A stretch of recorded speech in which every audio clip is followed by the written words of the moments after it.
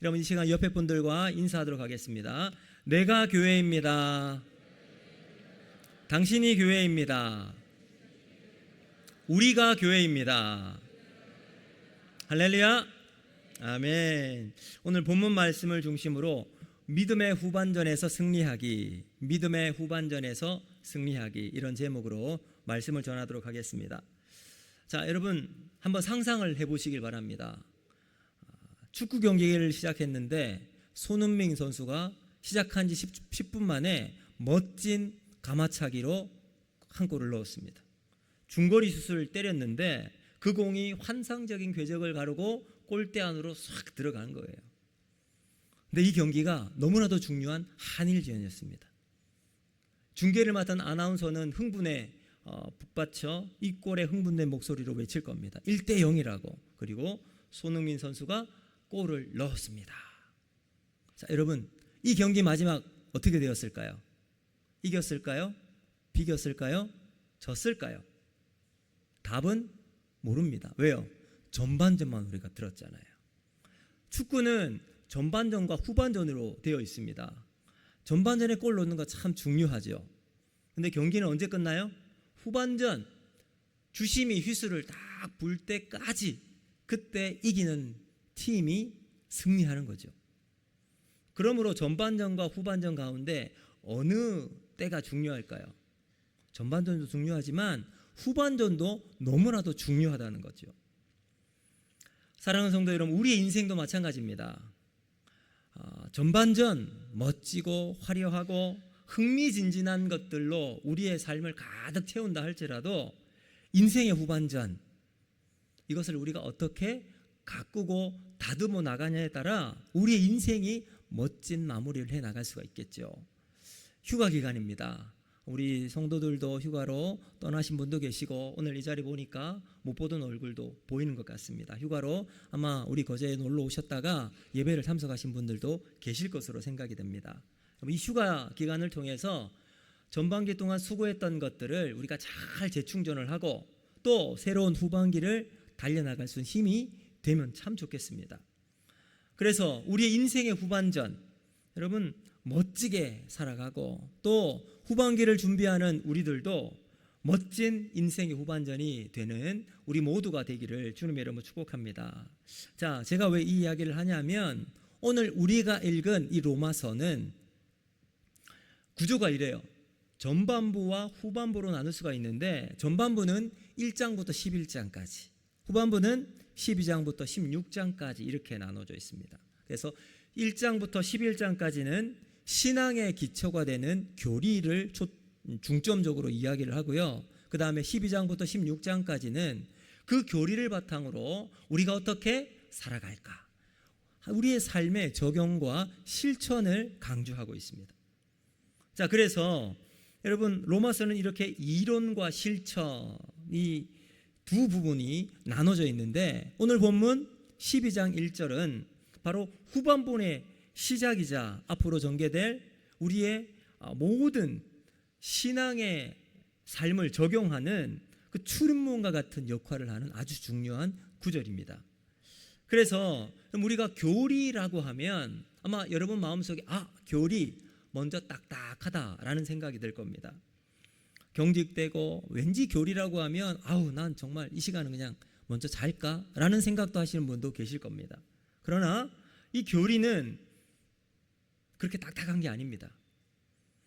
교리는 하나님께서 우리를 구원하시기 위해서 행하신 그 위대한 일들, 그 모든 일들을 체계적으로 설명하는 것이라고 보시면 돼요. 그러니까 하나님께서 우리를 위해 하신 일이 교리라고 한다면 우리의 삶, 그 삶을 바탕으로 우리 신앙을 바탕으로 살아가는 우리의 삶, 이걸 윤리라고 말할 수가 있겠죠. 윤리는 그 은혜에 감격해서 우리가 하나님을 위해서 어떠한 삶을 살아갈까, 하나님을 위해 하는 순종이라고 생각하시면 될 겁니다. 그래서 하나님이 우리를 위해 행하신 일들을 깨닫고 감격하게 되면 여러분 그 다음 어떤 일을 할까요? 내가 하나님을 위해서 어떤 삶을 살아갈까, 하나님을 위해서 하나님이 기뻐하시는 삶은 무엇일까 고민하면서 내 삶을 온전히 헌신할 수 있겠죠. 그럼 그것이 곧 참된 그리스도인의 삶이라는 겁니다. 오늘 본문 말씀은 이제 믿음의 후반전에서 승리하는 비결을 알려주는 세 단어, 오늘 제 설교를 이 세 단어를 중심으로 여러분과 은혜를 나누고자 합니다. 그리고 이 세 단어는 믿음의 중요한 원리이기도 한데요, 오늘 믿음의 후반전을 살아가는 우리와 또 믿음의 후반전을 준비하는 우리 모두가 붙잡아야 할 세 단어는 무엇인지 살펴보고 은혜를 나누고자 합니다. 먼저 첫 번째 단어는 무엇인가? 바로 그러므로입니다. 그러므로 여기 보면 이론과 삶이 연결되어야 합니다 라고 이렇게 제가 적었습니다. 자, 1절에 시작하는 단어는 그러므로입니다. 그러므로는 접속사잖아요. 사전을 보니까 이렇게 되어 있습니다. 앞의 내용이 뒤의 내용의 이유와 원인과 근거가 될 때 사용하는 말, 이렇게 되어 있습니다. 네, 여러분, 우리가 원리를 이제 딱 알면 그 원리에 대한 결과를 그러므로를 통해서 나타날 수 있는 거죠. 이 그러므로에는 깊은 의미가 담겨 있습니다. 제가 앞서 이렇게 말씀드렸죠. 로마서의 전반부는 1장부터 11장까지 교리라고 이렇게 이론이라고 말씀드렸어요. 그러니까 이 12장 1절에 나오는 그러므로는 앞에 나와 있는 로마서 1장부터 11장까지 내용을 다 포괄하는 것. 즉 하나님이 우리를 구원하기 위해 베푸신 그 모든 은혜, 그 진리를 깨달았다면 그 다음 어떻게 살아야 되는가, 너희는 이렇게 살아야 한다라는 도전을 우리에게 하고 있다는 거죠. 따라서 여러분, 우리의 신앙은 관념이나 지식에만 그쳐서는 안 됩니다. 반드시 신앙은 삶으로 이어져야 합니다. 연결이 되어야 합니다. 그것이 곧 진짜 신앙의 모습이 되는 거죠. 신앙과 삶은 결코 분리되어서는 안 됩니다. 우리는 신앙을 이론 따로, 삶 따로 여러분 이렇게 구분할 때가 참 많습니다. 그러나 신앙과 삶이 연결되어 있어야 이것이 진짜 신앙으로 되는 거죠. 여러분, 이것은 우리가 잘 알고 있어요. 그렇죠? 우리가 잘 여러 번 배웠고 알고 있는 내용입니다. 그런데 이렇게 단순하지만 이것을 우리의 삶에 그대로 실천하는 것은 또 다른 문제이죠. 앞서 제가 서두에 축구 이야기를 드렸습니다. 그럼 축구 경기에서 이기기 위해서는 전반전 이제 선수들이 열심히 이제 전술과 전략에 따라 감독의 지시에 따라 선수들이 그 역할을 하나씩 감당하죠. 그리고 나선 전반전이 마치면 이제 휴식 시간을 갖습니다. 15분의 이 하프타임을 갖습니다. 그러면 감독과 선수들이 라커룸에 들어가요. 라커룸에 들어가면 이제 잘된 부분은 격려하는 거야. 야, 너 이거 잘했어. 감독이 선수들에게 쫙 하죠. 그리고 나서 좀 수정해야 될 부분, 좀 고쳐야 될 부분들, 실수하고 못하는 부분은 전략을 수정합니다. 작전을 또 새롭게 짜죠. 혹 그 부분에 미비한 좀 부족한 선수가 있다면 교체를 통해서 더 좋은 전술을 가지고 나갑니다. 이 하프타임이 참 중요하죠. 이 하프타임이 전반전과 후반전을 연결해서 그래서 이 축구의 마지막 승리하는, 결국은 이기는 축구 시합을 만들어 나갈 수가 있는 거죠. 우리 신앙도 마찬가지입니다. 영적 전쟁과 같은 이 세상에서 로마서 1장부터 11장까지를 통해서 복음과 신앙이 무엇인지 우리가 깨닫게 됩니다. 말씀이 내 안에 들어오게 되는 거죠.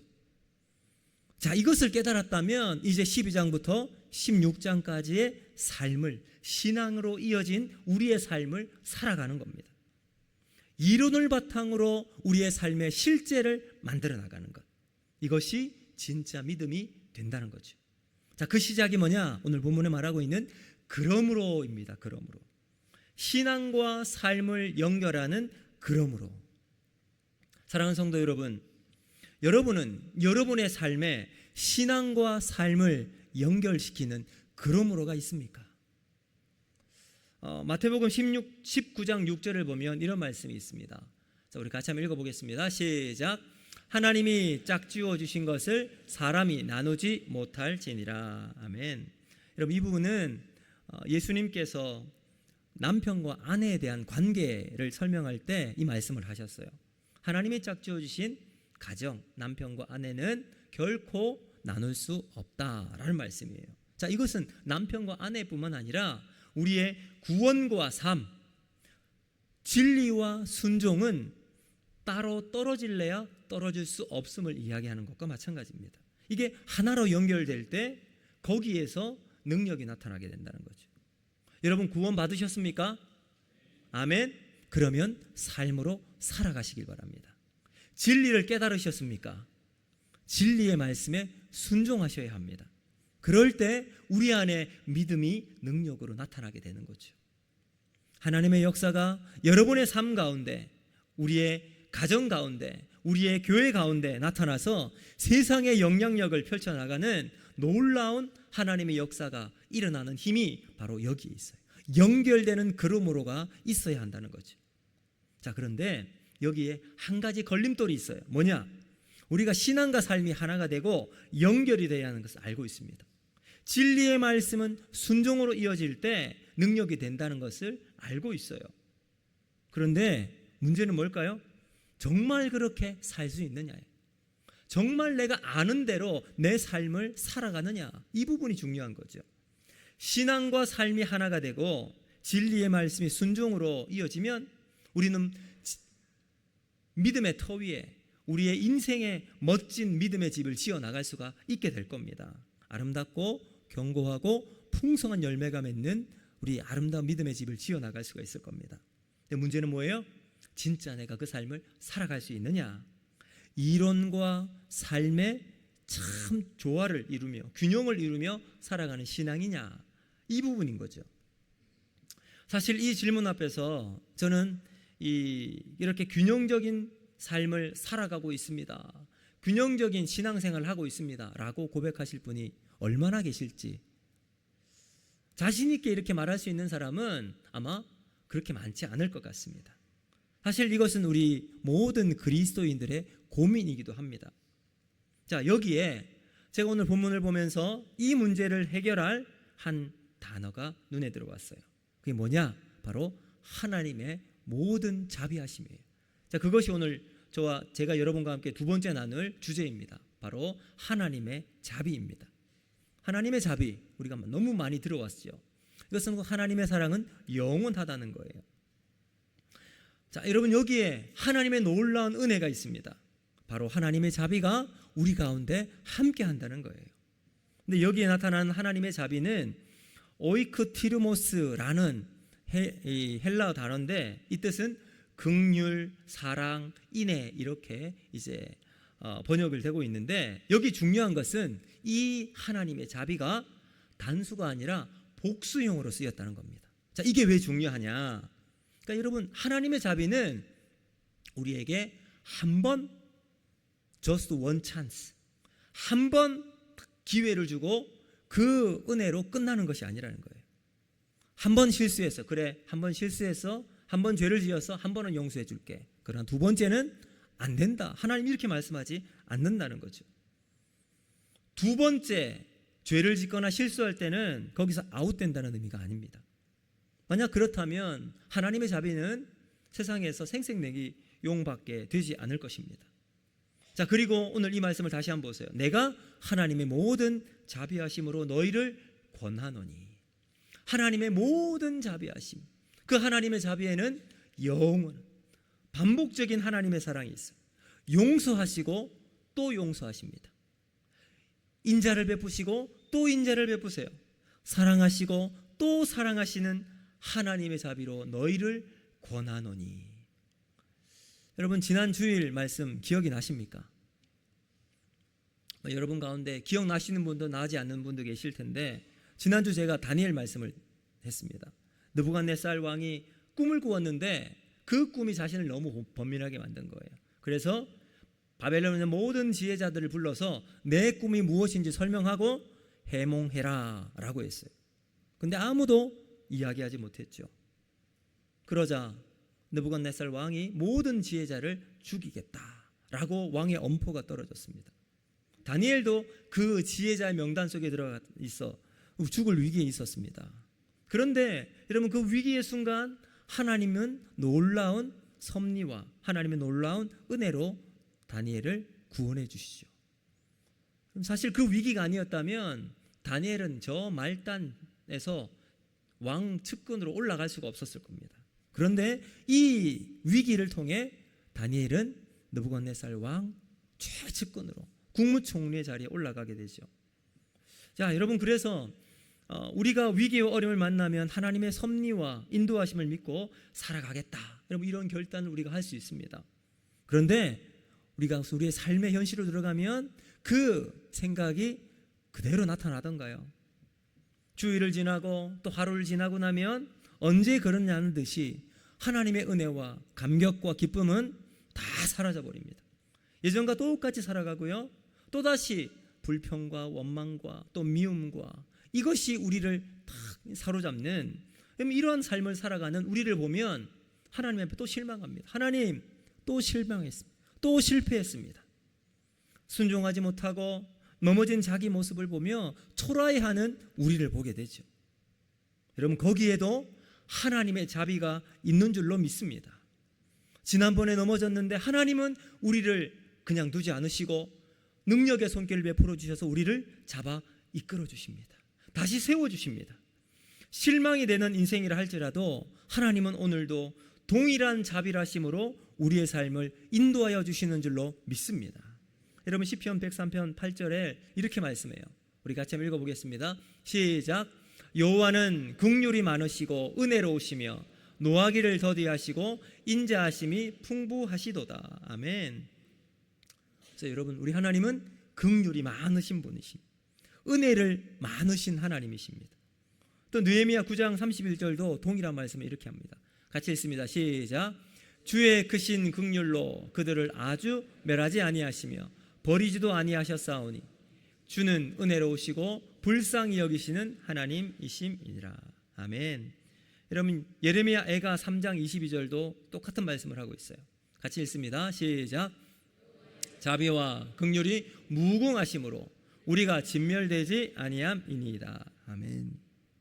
여러분, 여기 보니까 하나님의 자비와 은혜는 무궁하시다라고 말씀하세요. 말은 한 번의 은혜로 우리를 주시는 게 아니라 또다시 은혜를 베푸시고 또다시 사랑하시고 또다시 자비를 베푸시는 하나님이십니다. 우리가 결심하고 또 결단했는데 돌아보니 하나님 말씀은 온데간데 없고 내 욕심만 남아있는 것을 발견하면 얼마나 민망하고 부끄럽습니까? 그런데 여러분, 기억하십시오. 하나님은 우리의 그런 모습 속에서도 하나님의 자비하심을 베푸시는 하나님이신 줄로 믿습니다. 여러분, 그래서 하나님의 자비는 우리에게 비추는 태양과도 같아요. 여러분, 요즘처럼 비가 그리워질 만큼 뜨거운 날들이 지속되는 날, 우리를 지치게 만들잖아요. 근데 막상 장마가 시작되면 비를 뿌리는 검은 구름이 온 하늘을 다 덮습니다. 그래서 햇빛은 잘 보이지 않잖아요.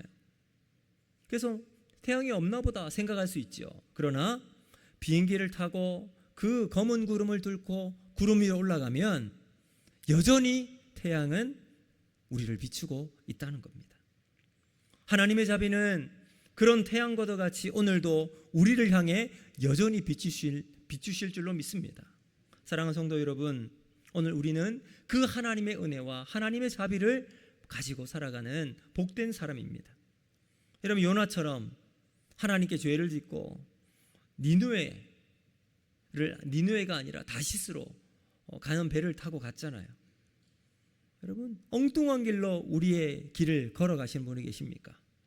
실패와 좌절 때문에 하나님을 원망하고 계신 분이 계십니까? 다시 돌아가고 싶은데 돌아갈 용기가 생기지 않으시는 분이 계십니까? 미움과 얼룩진 마음이 잘 해결되지 않으신 분이 계십니까?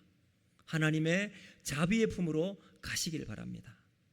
누군가 미워 죽겠는데 안 미워해야지, 이런 마음을 가지고 결심해 보십시오. 우리 결심으로는 이 미움이 사라지지 않아요. 마음대로 안 됩니다. 그때 하나님의 자비의 품으로 들어가시길 바랍니다. 하나님의 자비는 용광로와 같아요. 그 어떤 무거운 죄, 모든 미움도 그 자비의 용광로에 들어가면 다 녹아집니다. 다 풀어집니다. 우리가 실패하고 좌절해서 낙심해 있을 때 여러분 마음속에 있는 모든 미움도 우리 하나님이 다 녹여 주실 줄로 믿습니다. 왜요? 하나님의 자비는 끊임없기 때문입니다. 하나님의 자비는 영원하시기 때문입니다. 그러므로 믿음은 나로 끝내는 것이 아니라 하나님의 사랑, 하나님의 자비, 그 은혜 가운데 우리의 믿음은 완성되는 겁니다. 그 하나님의 자비는 우리 예수 그리스도의 십자가 사랑으로 완성될 줄로 믿습니다. 그래서 고린도후서 5장 17절은 우리에게 이렇게 말씀합니다. 우리 같이 한번 읽어봅니다. 시작. 누구든지 그리스도 안에 있으면 새로운 피조물이라. 이전 것은 지나갔으니 보라 새 것이 되었도다. 아멘. 우리 옆에 분에게 이렇게 한번 고백할까요? 우리는 새로운 피조물입니다. 아멘. 여러분 하나님의 자비야, 하나님의 은혜가 우리 안에 있으면 우리는 새로운 피조물이 된 줄로 믿습니다. 여러분 하나님의 자비, 그 은혜의 완성이신 예수 그리스도의 십자가를 통과한 사람은 새로운 피조물이 된 줄로 믿습니다. 자, 여러분 이것이 바로 두 번째 은혜입니다. 자, 지금까지 우리는 믿음의 후반전에 놀라운 승리를 만들기 위해 두 가지를 살펴보았습니다. 첫 번째, 연결고리가 중요하다 해서 그러므로를 살펴보았어요. 이론과 삶이 균형을 이루는 신앙이 중요합니다. 두 번째, 하나님의 자비하심. 하나님의 자비는 한 분이 아니라 그랬어요. 반복적이고 영원한 하나님의 자비가 오늘 우리를 이끌어 나갑니다. 자, 이제 마지막 세 번째는 뭐냐? 바로 예배입니다. 진정한 예배는 몸의 자세로 증명이 됩니다. 자, 여러분 1절 말씀을 같이 한번 다시 읽어볼까요? 1절 같이 읽습니다. 시작.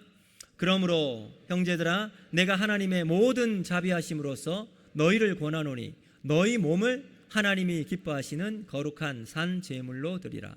이는 너희가 드릴 영적 예배니라. 아멘. 여러분 여기 보시면 중요한 것은 예배를 어떻게 드리라 라고 하는 내용이에요. 바울은 우리의 예배가 먼저 여기 보시면 하나님이 기뻐하시는 예배가 되라고 해요. 하나님이 기뻐하시는 예배, 그리고 두 번째는 거룩한 예배, 마지막 세 번째는 살아있는 예배가 되라. 자, 그러면 이런 하나님 앞에서 드리는 예배는 어떻게 드려야 하는가? 바로 그 앞에 나오는 너희 몸을 하나님께 드리라라는 겁니다. 너희 몸을 드리라. 여기 나오는 몸은요, 소마, 헬라어로 소마라는 단어를 사용합니다.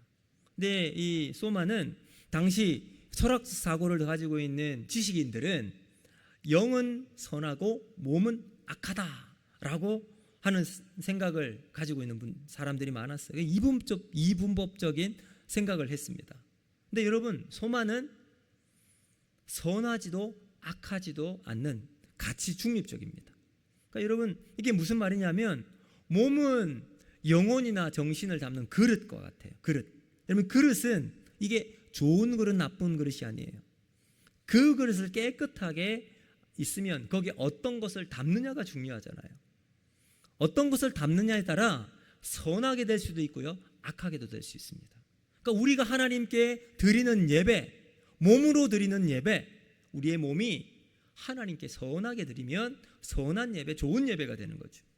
그러므로 우리가 하나님께 드리는 예배를 드릴 때 너희 몸으로 드리라 라고 하는 마음은, 이 뜻은 영혼을 담는 그릇인 우리의 몸이 하나님의 마음을 담아서 하나님께 예배를 드리라 라는 의미입니다. 여러분, 우리는 이렇게 말합니다. 마음만 드리면 되지, 마음만 있으면 되지. 여러분, 그러나 마음은 허구일 수 있다는 겁니다. 우리의 참된 마음, 우리의 참된 영혼은 결국은 우리 몸의 자세를 통해 증명이 됩니다. 여러분, 우리가 오늘 예배를 예배당에서 드리잖아요. 어떤 자세로 드려야 할까요? 온 마음을 다해서, 온 뜻을 다해서 바른 마음으로 하나님 앞에서 코람데오로 하나님을 예배하는 겁니다.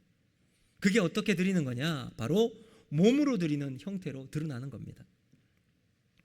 여러분, 최고의 운동선수는 다른 선수들보다 기량이 뛰어나요. 그렇죠? 기술도 뛰어나고 재능도 있고, 근데 무엇보다도 열심이 있습니다. 아주 성실해요. 근데 이 최고의 선수는 다른 사람들보다 기량이 뛰어나다고 연습을 게을리하는 사람은 없어요. 연습할 때마다요, 이 최고의 선수도 가장 기본기부터 연습을 합니다. 계속해서 훈련을 해요. 루틴을 따라 계속 똑같은 훈련을 하는 거예요. 그래서 반복된 이 동작을 통해서 수없이 반복해서 자기 몸에 그대로 익히는 거예요. 투수면 공을 정확한 위치에 던지는 연습을 수백 번, 수천 번 공을 던지는 거예요. 축구 선수들 같은 경우는 여러분 슈팅할 때 기본기를 가지고 슈팅 연습을 계속하는 거예요. 드리블 연습도 하고. 그러면 손흥민 선수가 최고의 운동선수가 될 수 있었던 이유가 뭘까요? 그 아버지 손흥정 씨가 혹독하게 기본기 훈련을 시켰다고 합니다. 기본기가 완성될 때까지 축구 경기조차 뛰지 못하도록 했다고 합니다. 왜요? 기본기를 갖추는 것이 우선되어야 했기 때문에. 여기에서 우리는 기본기의 중요성을 다시 한번 깨닫게 됩니다. 매일 똑같은 슈팅. 여러분 체력 훈련, 하루에 왼발로 500번, 오른발로 500번 슈팅을 계속 하는 거예요. 여기에서 이 축구 선수의 기본기를 딱 닦고 나가는 겁니다. 그래서 어떤 순간에도 그 기본적인 자세가 흐트러지지 않도록 만드는 거죠. 우리 신앙도 마찬가지입니다. 우리가 하나님 앞에 예배를 드릴 때 하나님께 드리는 감격적인 예배가 되는 것은 편안히 앉아서 뒷짐지고 팔짱 끼고 이렇게 드리는 예배가 아닙니다. 뒤에서는 보이지 않지만 하나님과의 관계 훈련이 있고 말씀에 깊은 묵상이 있고 내 말씀에 하나님의 은혜가 담겨 있고 하나님께 간절한 마음으로 기도하고 그 기도 시간이 5분이 10분이 되고 10분이 20분이 되고 30분이 1시간이 되는 이 하나님과의 깊은 관계가 이루어질 때 눈물의 기도가 있을 때 영혼에 터져나오는 아름다운 하나님을 향한 믿음의 고백이 쌓이게 되는 거예요. 이러면 이러한 순간순간 하나님과 동행하고 하나님 앞에서 우리의 삶을 탁 세워져 나가는 이 시간을 통해서 하나님께서 어느 날 우리에게 은혜를 주실 때 우리의 예배가 감격스러운 예배가 된다는 겁니다. 사랑하는 성도 여러분, 오늘 우리의 예배가 그러한 예배가 되기를 주님의 이름으로 축복합니다. 여러분 지금까지 내가 하나님께 그런 예배를 드리지 못했다고 한다면 바로 지금 이 순간부터 하나님 몸으로 드리는 예배로 주님 앞에 내 삶을 드리겠습니다. 여러분 그래서 제가 예배를 이야기할 때 꼭 이야기를 드립니다. 오늘 우리의 예배는 오늘 이 예배당에서 드리는 것으로 끝나지 않습니다. 이제 예배를 마치고 여러분의 집으로 돌아가는 그 순간부터 우리 이제 본당에 나가서 이 현관을 나가 집으로 돌아가는 그 발걸음 순간부터 진짜 예배가 시작됩니다. 여러분의 가정에서, 여러분의 직장에서, 여러분의 삶의 터전에서 예배를 하나님께 드리는 거예요. 삶으로 드리는 예배, 직장에서 선한 영향력을 끼쳐나가고 그 가운데 하나님의 은혜로 내 삶을 맡기며 살아가는 것. 여러분 가정에서 우리 자녀들에게 믿음의 본을 부모님이 보여주시면 좋겠어요. 기도하는 부모, 새벽을 깨워서 하나님 우리 자녀들의 머리에 손을 얹고 기도하는 부모, 여러분 자녀들을 위해서 우리 손녀들, 손주들을 위해서 기도하는 할아버지 할머니가 되시길 바랍니다. 성경을 읽고 그 성경을 가운데 우리 자녀들에게 성경을 하나씩 하나씩 알려주는 부모, 여러분 다니엘처럼 하나님께 기도하고 다윗처럼 하나님과 동행하는 모습을 여러분 자녀들에게 보여주시길 바랍니다. 그 믿음의 기본기가 우리가 잘 쌓여 있을 때 우리 자녀들이 그 모습 보고 그대로 이어져서 믿음의 아이들로 자라나가게 될 줄로 믿습니다. 여러분 예배는 그렇게 하나님께 드리는 것입니다. 여러분 우리의 예배가 하나님이 기뻐하시는 복된 예배가 되기를 주님의 이름으로 축복합니다. 이제 말씀을 맺도록 하겠습니다. 사랑하는 성도 여러분, 우리의 인생의 후반전에 승리하는 비결은 나의 의지나 나의 능력 물론 중요하지요. 그러나 여기에 있지 않습니다. 여러분 세계적인 마라토너가 이제 대회를 참석해서 결승전에 달려나가는데 어느 지점이 지나면 자신의 모든 힘이 다 빠지는 때가 있답니다. 그것을 운동선수들은 벽을 만났다라고 이야기를 한대요. 그 벽에 부딪히는 순간 내 힘으로는 더 이상 한 발자국도 움직일 수 없는 그런 순간이 온대요. 그때 이 선수를 다시 뛰게 만드는 힘이 무엇인가? 바로 감독의 격려와 길을 가다가 마시는 한 잔의 물, 그리고 결승전에 기다리고 있는 사람들의 응원이라고 합니다. 여러분, 우리 인생의 후반전도 마찬가지입니다. 말씀대로 살고 싶고 멋지게 신앙생활을 완주하고 싶지만 때로는 현실 앞에 부딪히는 이 벽 앞에 내 힘으로 결단이 무너질 때가 있고 그 자리에 주저앉아 포기하고 싶을 때가 우리에게 있습니다. 그러나 기억하시길 바랍니다. 우리가 주저앉아 있을 때 우리에게 다가오시는 분이 계십니다. 바로 우리를 위해 십자가에 죽으시고 부활하신 우리 주 예수 그리스도가 우리와 함께 하실 줄로 믿습니다.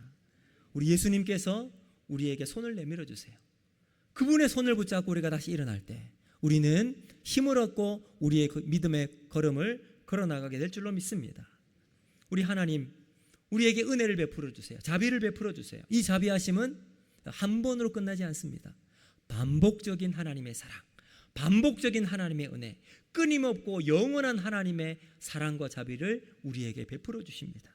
사랑하는 성도 여러분, 우리 주님의 그 마르지 않는 자비하심을 힘입어 오늘 다시 예배 자리에서 하나님을 기쁨으로 예배하는 우리 모두가 되시길 바랍니다. 우리 예배당 안에서 드리는 몸의 예배, 마음을 다해서 다시 예배가 회복되어지고 이제 이 예배를 통해 우리의 삶의 자리에 나가 세상 사람들에게 예수님의 사랑을 증거하고 하나님의 은혜를 나타내는 복된 삶을 살아가서 우리 인생의 후반전 참 멋지게 주님께 영광 돌리는 승리하는 인생의 후반전이 되기를 주님의 이름으로 축복합니다. 그래서 우리의 직장, 가정, 여러분이 서 있는 그곳에서 하나님이 기뻐하시는 거룩한 산 제물로 살아가는 참된 예배자가 되시기를 주님의 이름으로 축복합니다. 여러분, 오늘 제가 여러분께 세 가지 말씀드려요. 세 단어. 그러므로 자비, 예배입니다.